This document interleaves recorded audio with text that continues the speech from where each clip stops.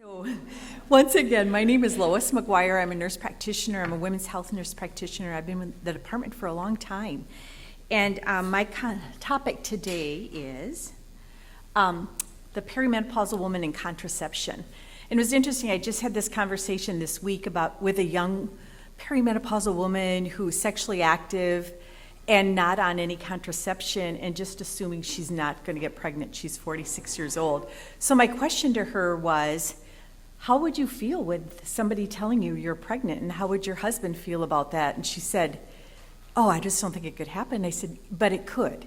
So let's think that through. Go home, have this discussion with your husband, and then come back and we'll talk about what you want to do if you're not excited about a pregnancy. So perimenopause, here we go, is the transition, or menopause transition is the interval from onset of menstrual changes and menopause-associated symptoms through 1 year after the cessation of menopause. So the factors that influence considering contraceptive choices are frequency of sexual intercourse. You know, this might be just a natural decline, but I also have a lot of patients that are in long-distance relationships right now, and so that has an impact.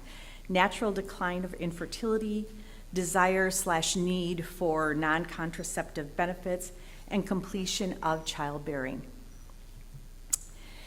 So there are difficulties with later pregnancies, but also think about this. Of the women over 40 who get pregnant, 75% are unplanned. So obviously we're not having this discussion often enough with our patients about the importance of contracepting during these years. And we really haven't been able to figure out why women get lax about this, because if you ask a lot of them if they would be happy with a pregnancy, they'd be devastated. They're just getting their careers up and running, and that kind of thing. And there is so many things that they fear too, like spontaneous abortion, the morbidity issues for the mother, and then morbidity issues for the baby.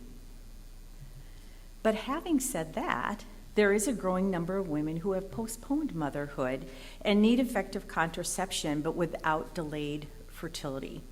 And so we need to be talking about that patient as well. So let's talk about all the different contraceptive options, and for many of you, this will be a quick review. But the first one is the combination hormonal contraceptions. This is pill, patch, ring. And I talk to my patients about basically they have two ingredients, estrogen, progesterone, just all of them do. It's just the delivery that's different. One you swallow, one you absorb through the skin, one you absorb through the vaginal mucosa. And this is a great contraceptive